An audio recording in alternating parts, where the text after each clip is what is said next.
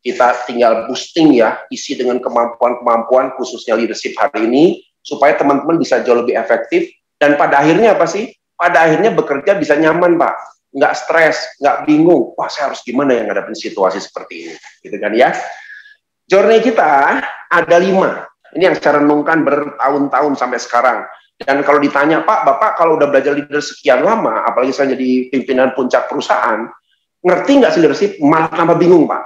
Tambah nggak ngerti, tambah, ada yang baru ya. Besok ketemu lagi, ada yang baru ya, gitu ya. Yang pertama, ya, ada yang namanya leading self. Seorang leader itu harus mulai dari memperbaiki diri dulu, Pak. Kita tidak bisa memimpin orang kalau urusan Bapak dengan diri ya, urusan disiplin, urusan komunikasi, urusan males, urusan mudi, itu belum tuntas. Sulit, Pak. Karena kita mau ngajar orang bagaimana kalau diri kita sendiri belum tuntas dengan diri sendiri. Ya, nanti kita belajar banyak tentang leading self dulu. Ya. Nah, ingat ya kemarin juga teman-teman kan sudah ada 2 tes ya online. Nanti kita tunjukkan hasilnya bagaimana sih. Oh, kelemahan saya di sini. Oh, kelebihan saya di sini. Oh, saya harus improve ini. Nah, ini jadi bekal juga ya. Nanti kita bagikan by online juga. Teman-teman boleh lihat, baca sendiri, renungkan sendiri. Oh iya ya, ini kelemahan saya. Sehingga saya bisa tahu apa yang harus saya perbaiki. Itu yang pertama. Yang kedua, seorang leader harus mengerti perannya itu apa sih, ya. Seperti yang saya bilang tadi ya, peran leadership sejak zaman dulu sampai sekarang berubah-ubah terus, Pak, ya. Nah, ada beberapa hal yang nanti kita pelajari di sini, ada 5 hal ya sebagai leader. Nanti saya jelaskan juga ya, apa peran kita itu penting. Lalu yang ketiga, yang tidak kalah penting, yang sekarang selalu digaung-gaungkan oleh perusahaan, capai target, target bagaimana, kenapa nggak capai target, yaitu performance. Karena kita ada di BGA, kita bekerja, itu yang dituntut oleh organisasi adalah mana performance-nya, mana hasilnya. Gitu kan ya. Di perusahaan manapun sebenarnya sama, Pak. Ya, saya kerja juga, Pak Andreas gimana? Targetnya tercapai nggak? Wih, siap, Pak. Gitu kan, pasti target. Sehingga kita harus tahu teknik buat target tercapai dengan orang-orang di bawah kita ini bagaimana caranya sih. Nah, kalau saya sebagai staff biasa, operator lah, ya saya nggak punya beban apa-apa kecuali saya kerjakan tugas sampai tuntas. Itu target saya. Tapi kalau saya sebagai seorang leader, saya harus berpikir supaya capai target, bagaimana orang-orang di bawah saya ini harus ditreatment, harus didorong, harus dimotivasi, di-push habis-habisan supaya target kita bisa tercapai. Jadi target saya bukan diri saya, tapi anak-anak di bawah saya, di bawah kita, gitu ya. Lalu yang keempat, yang tidak kalah penting. Nah, ini juga seringkali, kenapa banyak orang malas mendelegasikan tugas? Wah, susah, Pak. Udah saya suruh ini nggak bisa, saya suruh ini nggak jalan, saya suruh ini, aduh, udahlah, saya kerjain dia sendiri. Tapi akibatnya apa? Karena semua pekerjaan kita handle sendiri, loaded. Nah, kalau udah loaded, kita tidak bisa bekerja dengan efektif lagi. Gitu ya. Lalu yang kelima, coaching, membimbing orang, mendirect orang. Ini penting sekali. Ya. Jadi kita akan belajar 5 hal penting menjadi seorang leader. Nanti kita banyak diskusi ya, karena tentunya kan Bapak dan Ibu yang mengalami di lapangan ya, yang tahu sendiri masalahnya apa. Ya, kita sharing, kita coba cari solusi, sehingga saya berharap ketika pelatihan itu tuntas 2 hari ini, ada insight sedikit, oh iya ya, saya punya masalah dengan si A, saya punya problem sama bawahan ini, saya selama ini kenapa ya kok susah capai target, saya kenapa ya susah mendisiplinkan orang, ada solusinya, yaitu kuncinya itu, gitu ya. Nah, kita akan mulai dengan yang pertama dulu deh. Nah, ada 2 jenis kemampuan berpikir, ya. Ini sudah terkenal ya. Ini konsep ini mungkin sekitar dari tahun 2007 itu mulai banyak digaungkan, Mbak. Ya, yuk kita harus punya berpikir itu grow, bukan fix. Grow itu cara berpikir yang terus berkembang, improvement. Ya, kalau fix namanya fix kan ya, kaku gitu loh. Ya sudah. Nah, banyak sekali mindset yang kita perlu perbaiki. Kalau ada perintah misalnya, Pak, beresin dong ini masalah begini. Wah, susah, Pak. Soalnya, nah mulailah muncul alasan-alasan. Itu orang fix. Cara pikirnya sudah mati, menganggap kalau sudah begini ya sudah. Kalau nasib saya begini ya sudah. Ya, ini terjadi di kota besar juga, Pak. Yaitu apa? Saya di sini banyak juga klien yang datang ya, anak sekolah, anak mau kuliah segalanya. Apa coba? Fenomena tentang IPK. Mereka datang stres. Orang punya stres, Pak, anak saya Pak, IPK-nya dapat jelek. Terus frustrasi, nggak mau lagi ngapa-ngapain. Stres. Terus saya bilang, kenapa kok hanya urusan IPK buat orang stres? Karena apa? Cara pikirnya fix. Menganggap bahwa IPK segala-galanya. Kalau IPK sudah jelek, ya sudahlah Pak. Masa depan saya jelek, nasib saya jelek. Nggak ada urusan Pak. Banyak orang sukses malah nggak urusan dengan sekolah. Banyak yang putus sekolah. Steve Jobs putus sekolah. Bill Gates putus sekolah. Tapi kalau kita menggunakan mindset fix, ya sudah, semua serba terbatas. Pak, saya lahir dari orang susah, pasti hidup saya susah. Pak, saya nih dulunya begini, pasti nggak bisa jadi orang sukses. Nah, terus-terusan, Pak. Ya, bergerak ke grow mindset. Ya, pertanyaan terbesar adalah, apakah semua orang bisa menjadi leader atau enggak? Nah, saya tanya dulu, siapa? Pak Ismail? Ada? Artinya Bapak yakin bahwa kalau orang yang punya grow mindset, dia bisa jadi apapun juga gitu, Pak? Betul, bisa berkembang sesuai yang diinginkannya, Pak. Dalam hal ini, leadership. Good. Ya, 50.000, ini bagus nih. Ya, setiap orang punya kapasitas menjadi seorang leader. Tapi yang tidak bisa jadi leader adalah orang-orang yang fix. Nah, ini dia kembali ke cara pikir, bukan kemampuan. Saya belum pernah lihat semua orang yang saya interview ya, kalau psikotes dan lain sebagainya, itu tidak mampu, Pak. Tapi yang membuat mereka tidak mampu itu kebanyakan fix mindset-nya. Ya tadi berpikir, wah susah lah Pak, sudah coba kayaknya nggak bisa. Ya karena sudah menyerah, sudahlah, gitu ya. Artinya mereka nggak mau mencoba mengembangkan ke arah grow. Ya, jadi saya yakin setiap orang punya kemampuan, punya kapasitas untuk jadi leader. Walaupun mungkin berbeda-beda tipenya ya. Ada orang yang memang genetiknya udah leader, wah bagus tuh, jadi leader tingkat nasional misalnya ya. Tapi kalau kita mungkin berbeda-beda. Ada yang saya cocok jadi leader tapi di situasi seperti ini. Saya cocok jadi leader tapi kalau kondisinya seperti ini. Ada yang begitu. Tapi semua orang tetap punya kesempatan untuk jadi leader, gitu ya. Itu yang pertama ya, tentang berpikir tadi ya. Next, berikutnya. Lalu yang kedua, tadi bicara keterampilan dan organisasi ya.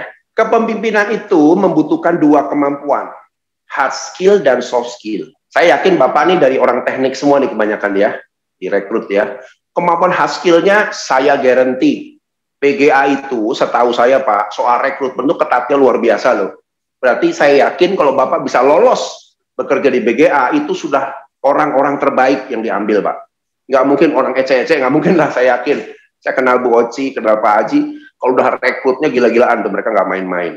Berarti hard skill-nya nggak ada masalah. Produksi, risk management, shit sudah yakin. Gitu ya. Hanya sekarang, yang perlu juga kita harus ngerti, soft skill-nya apa. Karena kalau sekedar hard skill nggak ada soft skill, Bapak hanya bisa jadi seorang spesialis. Seorang spesialis, kerjanya hard skill.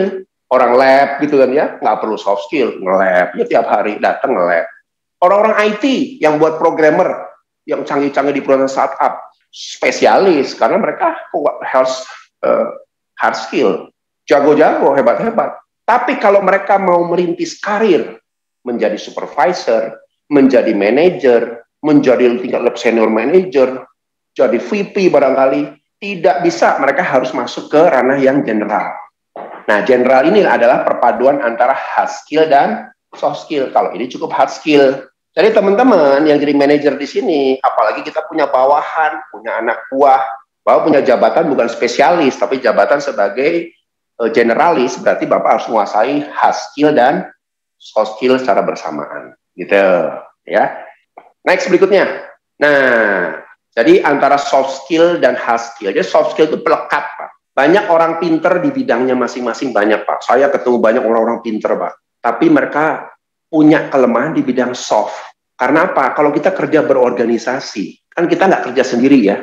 Ada anak buah dengan berbagai macam karakter. Punya atasan dengan karakternya beda lagi. Ketemu departemen lain, karakternya beda lagi. Ketemu vendor, pihak ketiga, orang-orang di lapangan, masyarakat, beda lagi. Itu semua tidak bisa dilakukan kalau kita nggak menguasai namanya soft skill. Hard skill banyak orang jago, Pak.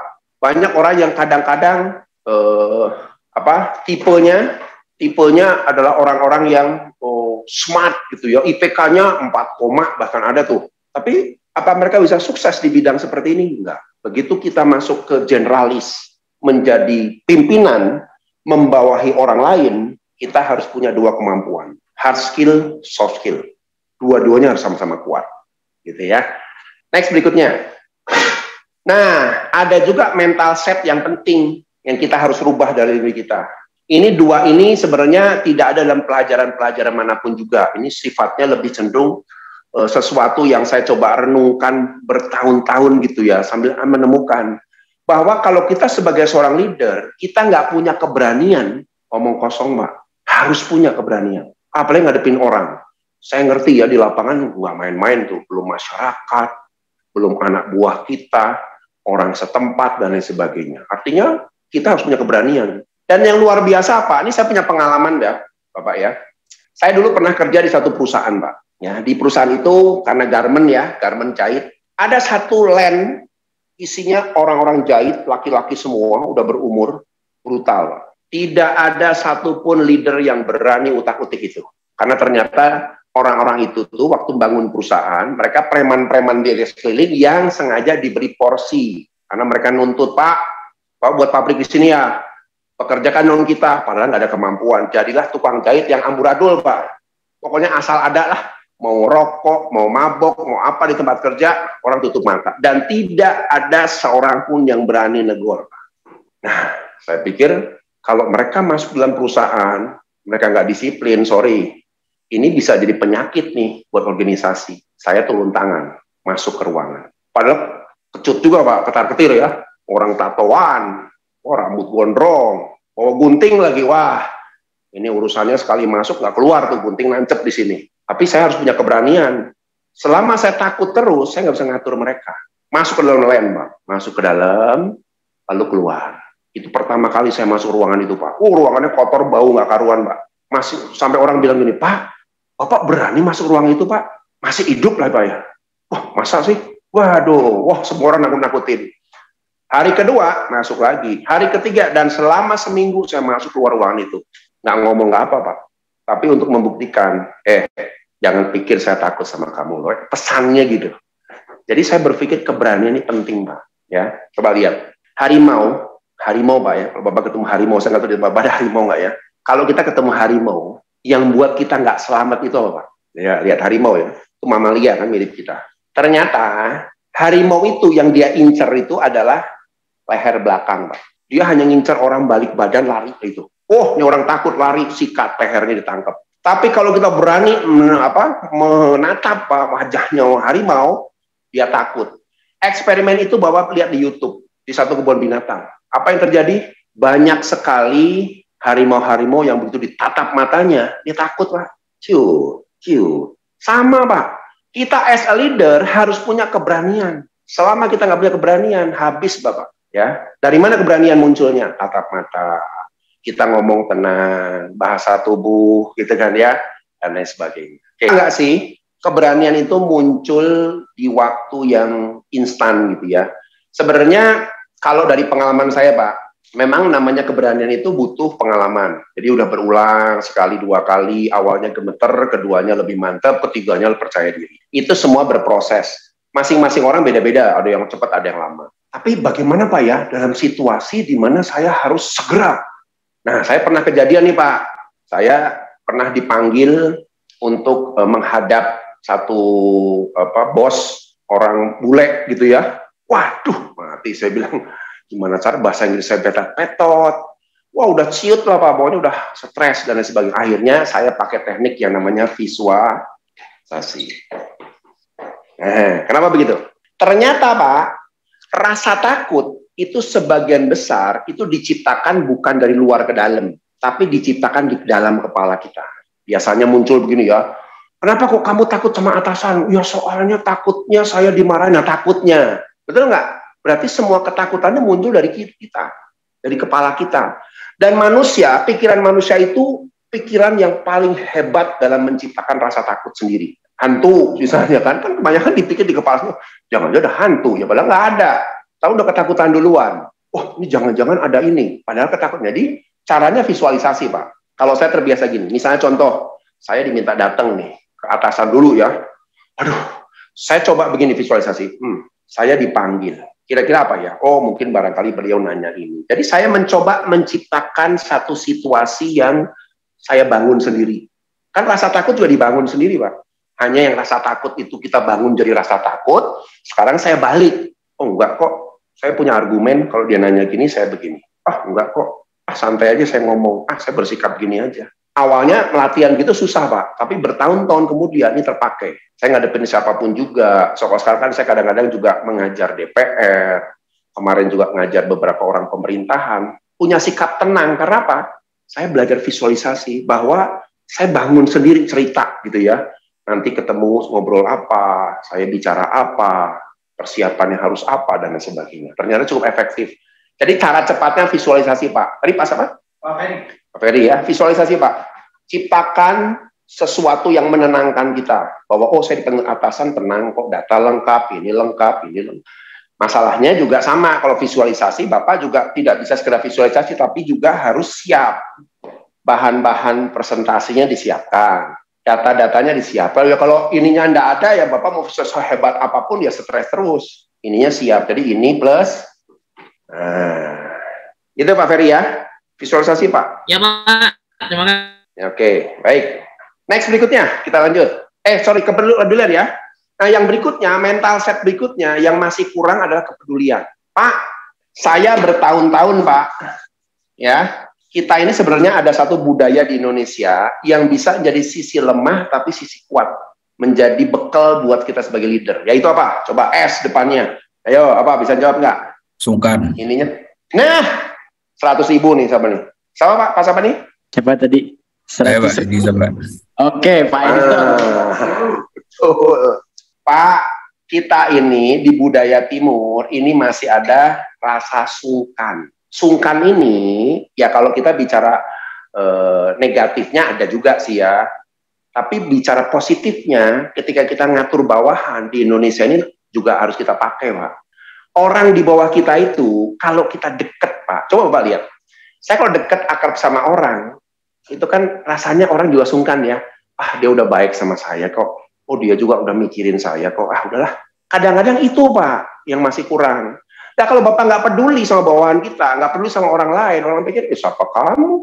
Masa bodoh. Akhirnya, yang ada adalah berjarak. Yang ada kita nggak bisa ngendaliin mereka.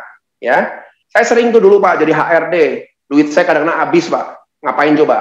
Kunjungan. Siapa yang sakit karyawan? Wah, saya kunjungin deh. Bukannya catat sampai nggak masuk. Kenapa nggak masuk? Poin merah atau SP. Jangan dulu Pak. Kunjungan. Oh, pas sakit ketemu keluarganya kita ngobrol ya boleh-boleh sekedarnya. Akibatnya Pak, orang-orang yang bermasalah tunduk semua. Mereka di belakang bilang apa? Nggak enak sungkan sama Pak Andreas. Sakit-sakit saya datang dibawain buah. Sakit-sakit saya datang dibawain ini. Nggak enak. Manfaatkan Pak. Itu budaya Indonesia. Di luar negeri nggak bisa gitu Pak. Orangnya lempeng. Anda mau ngasih ya sebel ya sebel. Di kita nggak bisa. Nah tapi kepedulian itu menjadi kekuatan kita kalau kita peduli sama mereka. Ya nggak usah ngasih barang nggak sih ya. Tapi minimal perhatian. Ya. Anak buah kemarin nggak masuk. Pas masuk ditanya, gimana? Udah sehat? Anaknya gimana? Kemarin katanya sakit ya?